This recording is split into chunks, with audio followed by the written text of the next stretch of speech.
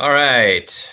Tonight we have another value story. Again, this is just kind of documenting some of these books that I had when I was a kid, learning about historical figures and the values that they embodied in their lives and the things that they did. And so this is actually a really cool story tonight, one of my favorites of the whole series, because this person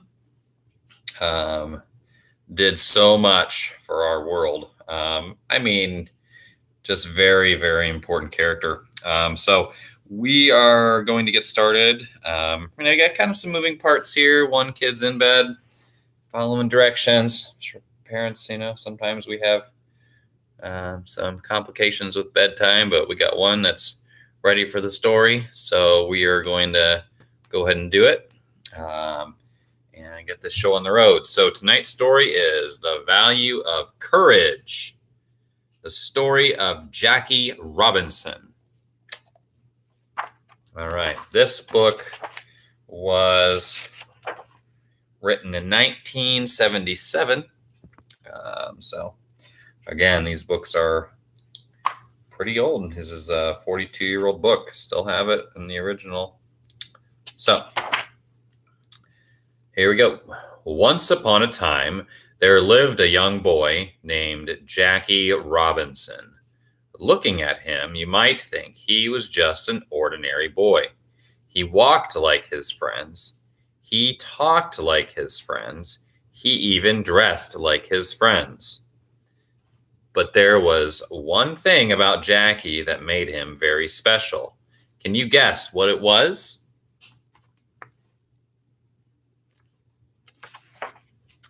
Jackie could run faster, jump higher, and throw a ball harder than anyone on the block.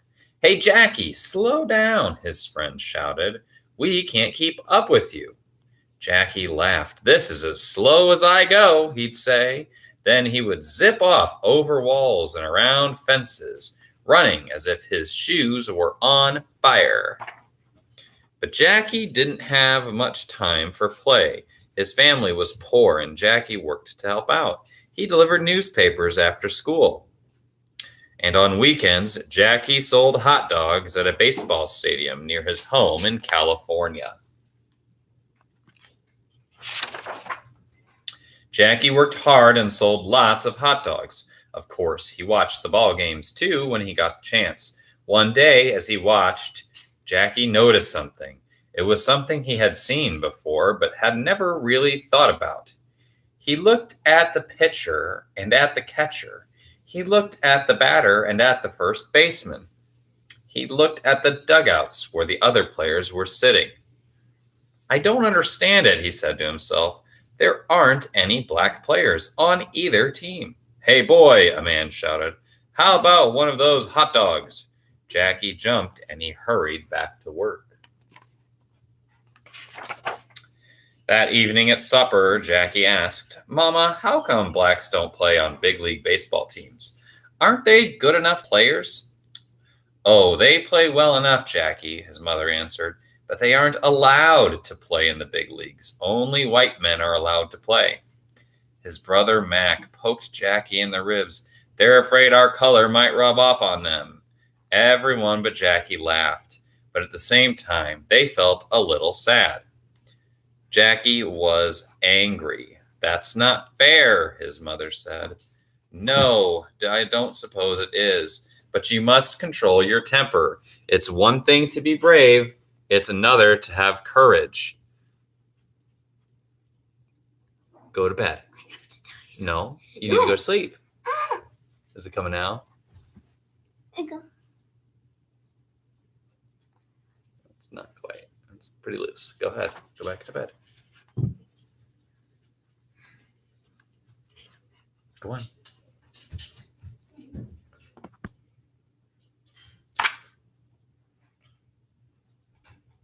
It's one thing to be brave, it's another to have courage.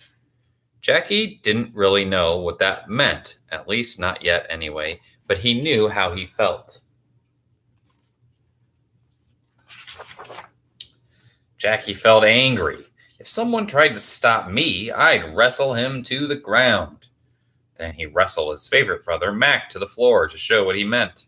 Jackie's temper always got the better of him when it came to unfairness, but his mother understood. Someday it might change, she said, but not by fighting with your brother. Now finish your dinner because I have a surprise for you. What do you suppose that surprise was? It was a baseball. Oh, it wasn't the kind of baseball that you can buy in a store. It was a rag ball. Jackie's mother had made it out of woolen socks and bits of brightly colored cloth. Did you brush your teeth?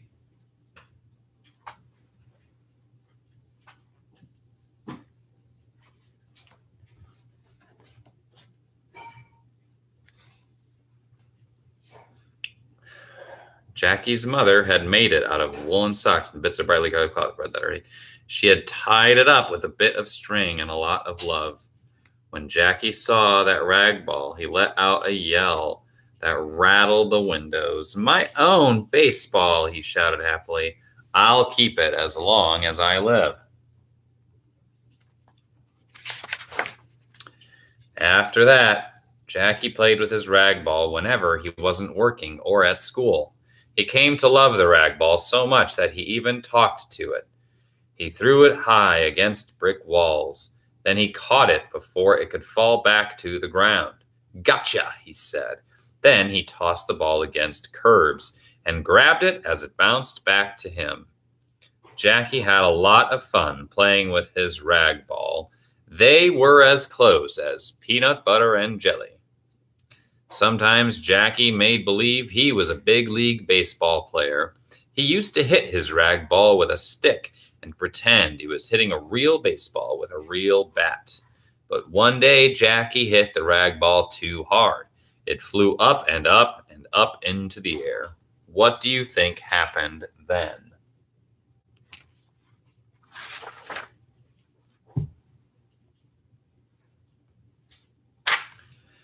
The rag ball split apart. Bits and pieces of colored cloth exploded out of it and scattered everywhere.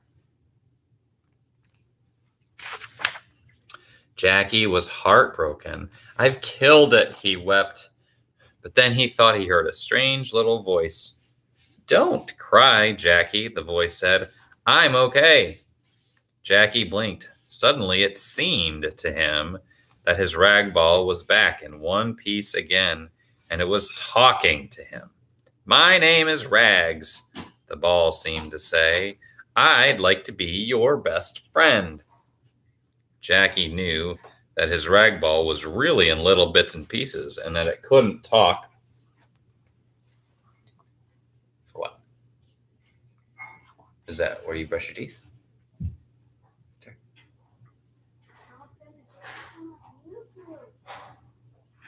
Come on, Nolan. Go brush your teeth.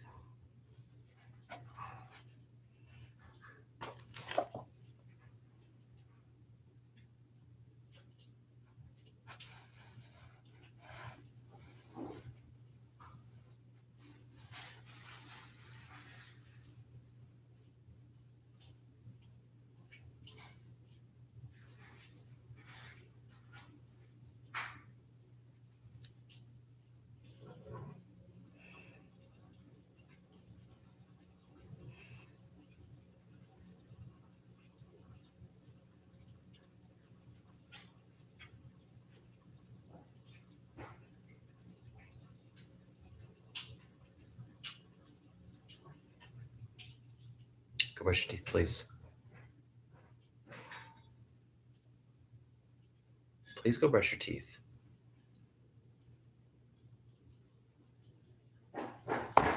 Okay, we have to pause this video because I have one child who doesn't want to follow directions, and we're gonna have to figure this out. So, sorry, can't do the story.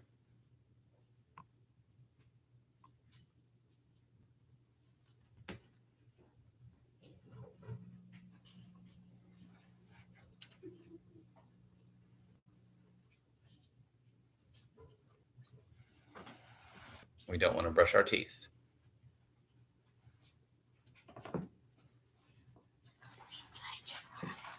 No, well, you probably would have felt differently 20 minutes ago when you were asked to brush your teeth the first time.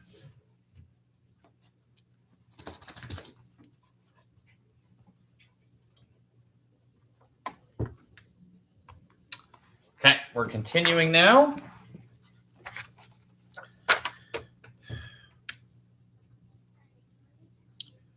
Jackie knew that his rag ball was really in little bits and pieces and that it couldn't talk. And of course, he knew that your best friend is yourself. When Jackie thought he was listening to Rags, he was really listening to his own thoughts. Well, Rags, Jackie said, I can't think of a better friend to have. With that, Jackie went home and he pretended that Rags went along with him. As Jackie grew up, he liked to think that Rags went everywhere with him. Rags went along to help him on his jobs.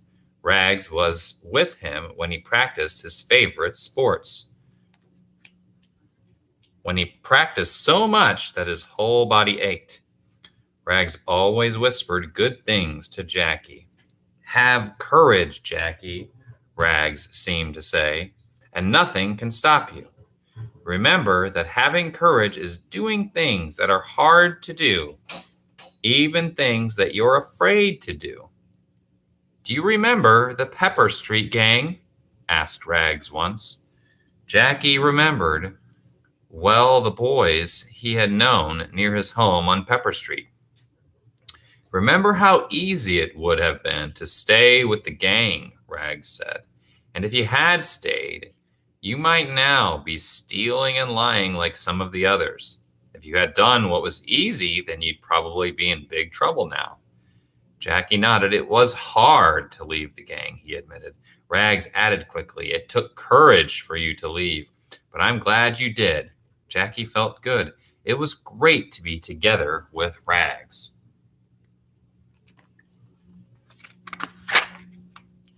When Jackie was older, he went to college at UCLA, the University of California at Los Angeles, where he became a star athlete.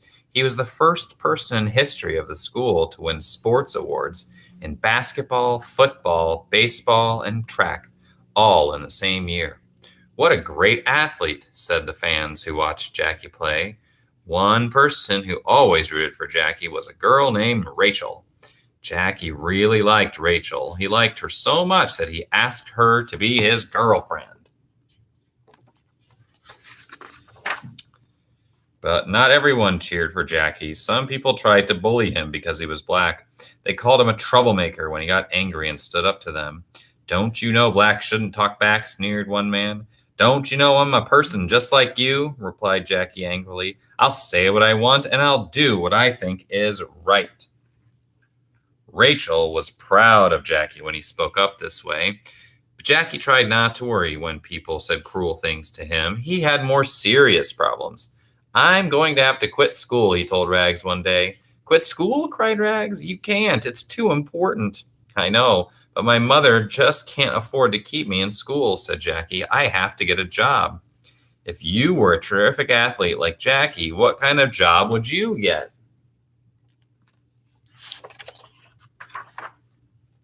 That's right. You probably get a job in sports. Jackie began getting paid to play professional football. He was a very, very good player, but he didn't stay with the football team long. Do you know why? Jackie quit football in order to join the army. Like most people, Jackie didn't want to go to war, but the United States had declared war, and Jackie wanted to help his country. He was a good soldier, but he found a lot of unfairness, even in the army. One day, when he wanted to ride on a bus, he found out how unfair some people could be. Something happened that was very common in those days. Do you have any idea what it was? After Jackie got on the bus and sat down, the bus driver yelled at him. Hey, black man, he said, get to the back of the bus where you belong. I will not, said Jackie. I'll sit up front just like anybody else. And Jackie stayed in the front of the bus, not budging from where he had sat. Some of the passengers didn't like this. They felt that only white people were good enough to sit up front. They even tried to get Jackie in trouble, but he had the courage to do what he knew was right. "Attaboy, Jackie," cried Rags. "I'm proud of you." Jackie was proud too, and he was glad when the whole thing finally turned out all right. But deep down inside, he was sad. "How can some people be so unfair to other people?" he whispered to Rags. Of course, after Jackie finally got out of the army, he needed a job again. And of course, the first thing he thought of was sports. "Why not try baseball?" said Rags. "They don't allow black athletes to play in the big leagues, but you could play for the Negro American League." Jackie decided to try it. He went to Kansas City and joined the Monarchs, an all-black baseball team. "If this works out," he thought, "Rachel and I can get married soon." After Jackie had been with the Kansas City Monarchs a while, people began talking about what a terrific player he was. Sports writers began turning up stories about the way he could hit and run, throw and catch.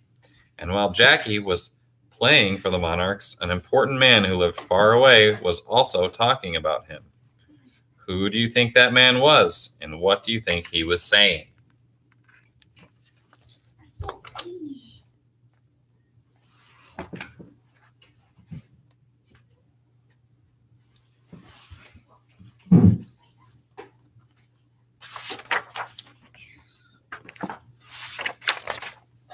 The man was Branch Rickey. He lived in New York and was president of the Brooklyn Dodgers, a famous big league baseball team. "Lots of black people are darn good athletes," Branch Rickey said to a friend. "It's about time that a black man gets a chance to play baseball in the major leagues. And from what you tell me, Jackie Robinson is the best black baseball player there is. I'm going to ask him to play on one of our tryout baseball teams, the one in Montreal." Branch Rickey knew he'd be criticized for hiring a black player. It took courage, but he sent for Jackie anyway. Soon after Jackie arrived at Mr. Rickey's office, he was asked a difficult question. "I want to know one thing," he said to Jackie. "Can you play the game? No matter how ugly and mean some people are to you, will you be able to take it without losing your temper?" "Mr. Rickey," said Jackie, "are you looking for a black man who's afraid to fight back?" Branch Rickey shook his head. "No, I'm looking for a ball player with courage enough not to fight back." Jackie understood. Some of the white players would try to make him quit. They'd throw baseballs at him. They'd step on him with spiked shoes. They'd call him ugly names. They'd do anything to prove that blacks weren't good enough for big league baseball. Jackie would have to take it. He would not be able to fight back because if he did, he could ruin the chances of other blacks to play big league baseball. "It will be hard," Mr. Rickey warned, "and it will take a lot of courage." Jackie nodded. "Go on, Layla. Go on. Over there. Go on. Go on over there. No, go on. Go on. Get away. Layla. There. Sit. Down. Sit and down." "It will be hard," Mr. Rickey warned, "and it will take a lot of courage." Jackie nodded. "I'll try, Mr. Rickey," he said. Then he and Branch Rickey shook hands. "Jackie, do you have a special friend?" Branch Rickey asked. "I sure do," said Jackie. "She's a great girl, and her name is Rachel." "Good," said Mr. Rickey. "A great girl is hard to find, and you're going to need all the help you can get." "We plan to get married as soon as we can," said Jackie. So Jackie and Rachel were married. Jackie was glad to have Rachel and her warmth and wisdom with him when he left for his first game in Montreal. "No, Layla. No, Layla, come. No, Layla, come on. Layla, come out. Layla." "Nolan, Layla doesn't sleep in your beds. Come on. Layla." Down. Layla, down. When Jackie arrived in Montreal, Rags was also with him. Rags was always around when Jackie was nervous or upset. "What if I don't play well enough?" Jackie asked Rags. "This is just a tryout team. If I'm not good enough, I won't get to New York, and I won't play for the Brooklyn Dodgers." "You're as good as any player here," said Rags. "But I've got to be better than any player here," said Jackie. Rags laughed. Then be better. Jackie was better. He hit the ball hard. He caught the ball practically every time. He even stole a few bases. He didn't pay any attention when some players on other teams yelled at him and called him dirty names. Then one day, the players on another team did something awful. They threw a black cat out onto the playing field and yelled, "Hey, Jackie Robinson, here's your cousin. He's black too." Jackie's stomach tightened up. His fists clenched. He wanted to fight. "Careful," whispered Rags. "You know what Mr. Ricky told you. And remember what your mother said long ago. It's one thing to be brave and to be willing to fight back, but it's another to have courage to do what's hard and not fight back." Jackie thought for a minute. Then he did the thing that was so difficult for him. He calmed down and refused to fight. The other men were mad when they saw that they couldn't make Jackie lose his temper, and they knew if Jackie stayed calm, he would play even better against them.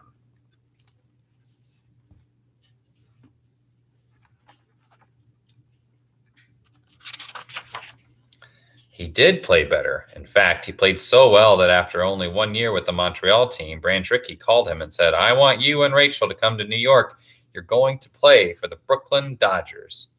Those were the words Jackie had been waiting to hear. He wanted to tell Rachel the good news right away, but he was a little worried too. "I wonder what will happen to me in New York," he said to Rags. One thing that happened was that Jackie's picture was in many of the New York newspapers. In those days, even some of the sports writers believed that there wasn't a black man in the country who was good enough for the big leagues. "Jackie Robinson will fail," said some of the newspaper articles. Jackie sighed. "How can I play well when so many people want me to fail just because I'm black?"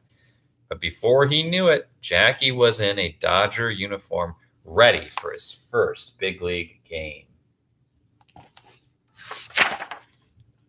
The first game was about to begin. The Dodgers came onto the field. Jackie tossed a grounder to Pee Wee Reese, the great Dodgers shortstop. Pee Wee scooped up the ball and flipped it to Eddie Stanky, the second baseman. Eddie then threw the ball to Jackie. Jackie felt the ball thump into his mitt. It was a simple catch, but a trickle of sweat rolled down the back of Jackie's neck. His heart beat faster and his hand felt damp inside his mitt. Jackie knew that his palms were sweating. He was very nervous. Then he heard ugly words. "Hey, black boy," someone shouted. "You don't belong here. Get off the field."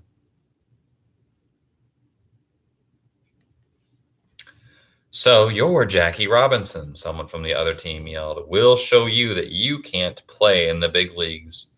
Jackie's teammates just watched and listened. They didn't try to defend Jackie, even though he was on their team.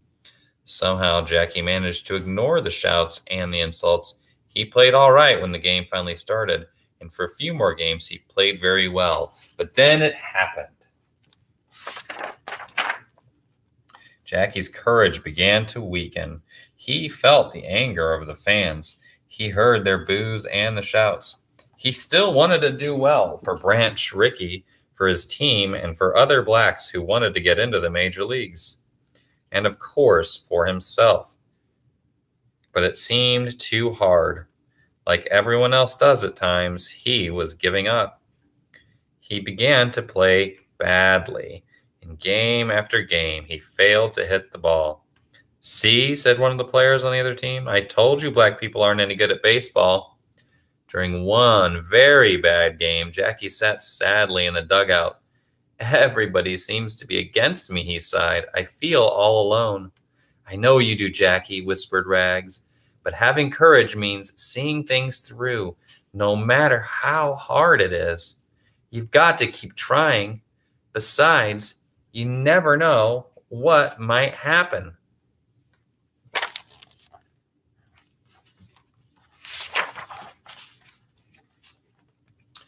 The next game began badly. Some fans shouted at Jackie. Players on the other team yelled insults. As usual, the men on Jackie's team did nothing to help Jackie. But then a very unexpected thing happened. Almost everyone in the stadium saw it. The great Dodger player, Pee Wee Reese, walked over, put his arm around Jackie's shoulder, and said, "We're with you, Jackie." He knew how hard it was for Jackie to be the only black player in the major leagues.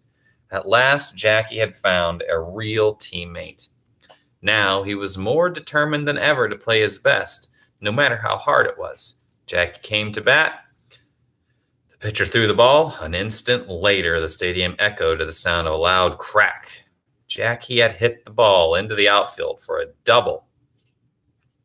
Jackie played well for the rest of the day and for many days after that. Gradually, most of the fans and players stopped booing and insulting him. There was, however, at least one player who still wanted to hurt Jackie, and he planned to do it soon.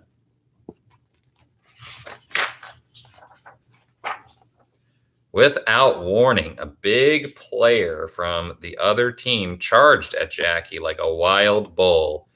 He cut Jackie with his spiked shoes. Jackie began to bleed.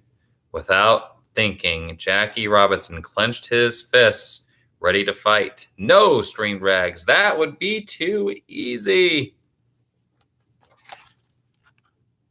Big mean guy.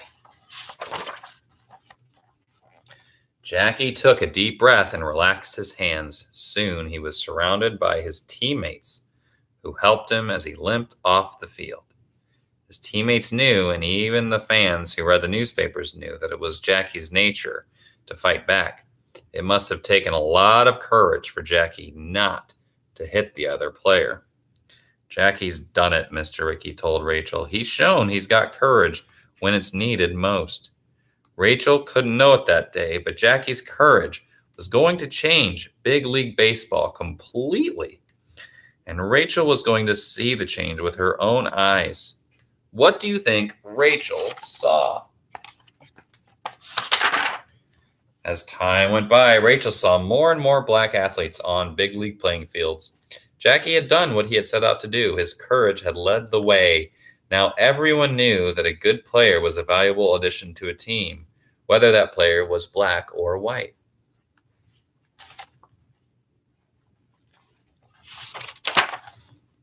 Rags was so proud that he hardly knew what to do with himself. "Jackie," he said, "you've helped all black athletes, and you've won just about every major award a baseball player can win." Jackie laughed. "I know, but I'm happiest because I helped the Brooklyn Dodgers win their first championship of the world." Eventually, Jackie gave up playing baseball. What do you think he did next? Jackie Robinson became a spokesman for the rights of black people. He talked to groups of people all over the country. "It's time everyone treated black people as equals," Jackie said. "I know that things are getting a little better, but they have to get much better, and very soon." Some people didn't like to hear Jackie reminding them of how really unfair they were to black people. They didn't want to think about it. Jackie made them think about it. He had the courage to say what was right, no matter what happened. Most people admired Jackie for his courage. Rags was happy that Jackie could now speak out for the rights of black people. Jackie didn't know it yet, but one of the happiest days for him was yet to come. Several years after he stopped playing, Jackie was given the highest honor a baseball player can receive. He was voted into the Baseball Hall of Fame. Many of the greatest baseball players of all time were there to show how much they respected Jackie. So were some of our country's highest leaders.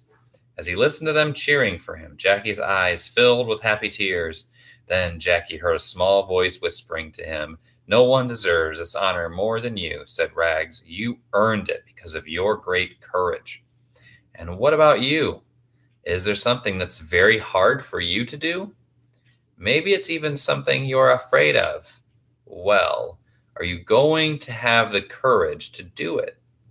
You may not become one of the greatest baseball players of all time, but you can do something just as important. You can learn the value of courage by doing what is hard for you to do. Then you can be happier too, just like our courageous friend, Jackie Robinson.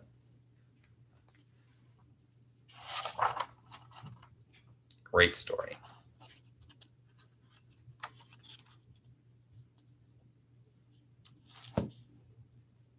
Good night.